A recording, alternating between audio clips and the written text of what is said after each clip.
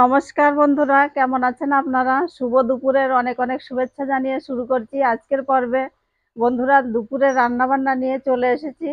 তার আগে খরগোশের আমাদের রাজা রানীর বাচ্চা হয়েছে, আপনাদের তো দেখানো হয় নাই, তাই আজকে দেখাবো আপনাদের। সম্পূর্ণ পর্বটার সাথে থাকবে, আর আশা রাখছি ভালো লাগবে। এই দেখুন, ছোট্ট ছোট্ট 3টে ছানা হয়েছে।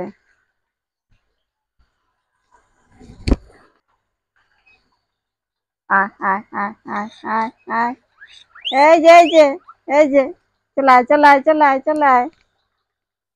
আয় আয় আয় আয় আয় আয়। এই দেখুন, ছোট্ট ছোট্ট ছানা হয়েছে, কি সুন্দর লাগছে না? আজকে 3 দিন হয়ে গেল, আপনাদের দেখানো হয় নাই। আরো আছে ভেতরে। আয় আয় আয় আয় আয়। এই দেখুন, কি সুন্দর লাগছে না? রানীর 3টে ছানা হয়েছে, ঘুরঘুর করে বেড়াচ্ছে, এত ভালো লাগছে দেখতে।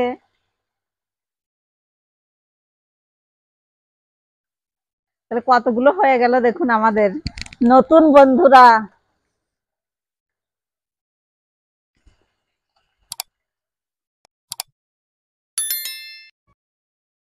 এই যে দেখুন,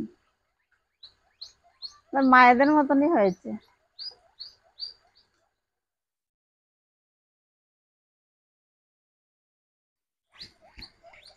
কেমন ডাকছে দেখুন।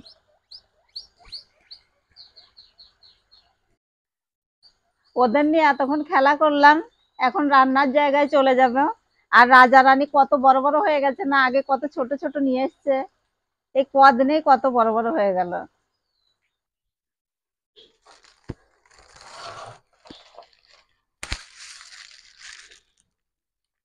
বন্ধুরা, বসে গেছি সবজি কাটতে। তা কুমড়ো নিয়ে এসছে বাজার থেকে, আর চিংড়ি মাছ তো ধরে নিয়ে এসছে, কাটা বাছা আপনাদের দেখাতে পারি নাই। তার চিংড়ি মাছ দিয়ে, কুমড়ো দিয়ে, আলু দিয়ে তরকারি করব। এই যে কুমড়ো নিয়ে এসছে।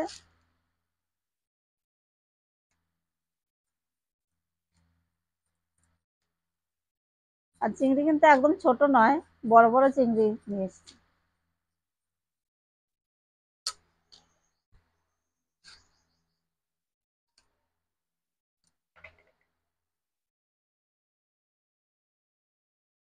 সবজি কাটা হয়ে গেছে, আমি উনুনটা জ্বালিয়ে নেব। উনুন জ্বালিয়ে কড়াই বসিয়ে দেবো। মাছে আমি লবণ হলুদ মাখিয়ে নেব।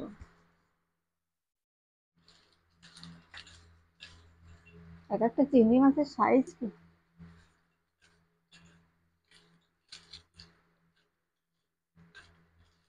কড়াই গরম হয়ে গেছে, সরষের তেল দিয়ে দেবো। মাছটা দিয়ে দেবো।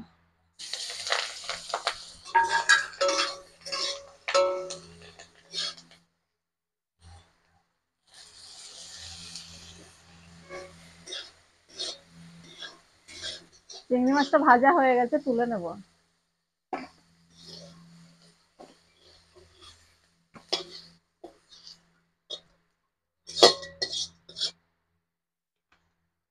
কুমড়ো আলু দিয়ে দেবো।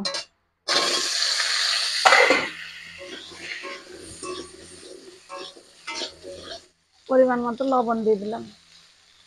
দিয়ে দেবো হলুদ।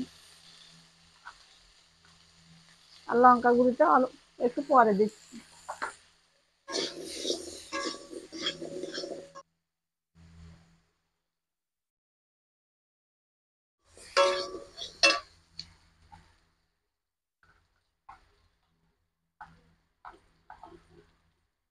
এবার আমি লঙ্কা গুঁড়ো দিয়ে দিলাম।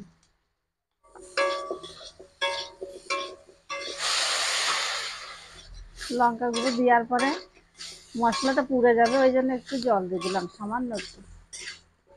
কুমড়ো আলু ভালো করে কষে নিয়েছি, এবার আমি জল দিয়ে দেবো।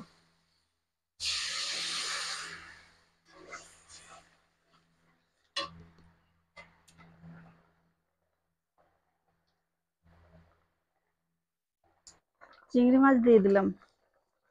আলু কুমড়ো সেদ্ধ হয়ে গেছে।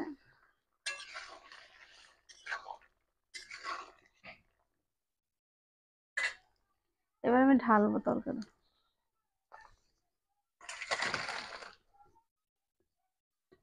দিয়ে দেবো সর্ষের তেল, দিয়ে দেবো তেজপাতা, শুকনো লঙ্কা, আর দিয়ে দেবো 5 ফোড়ন, দিয়ে দেবো থেতো করে আদা।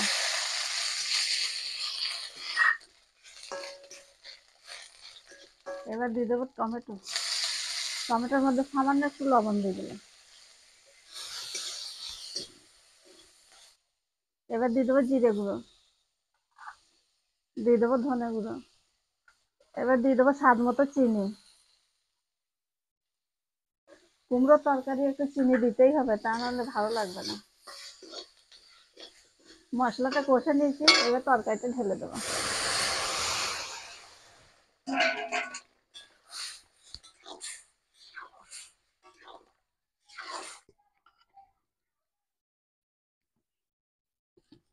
তরকারি রান্না হয়ে গেছে, আমি এখন ঢেলে নেবো। চিংড়ি মাছগুলো কত সুন্দর লাগছে দেখুন।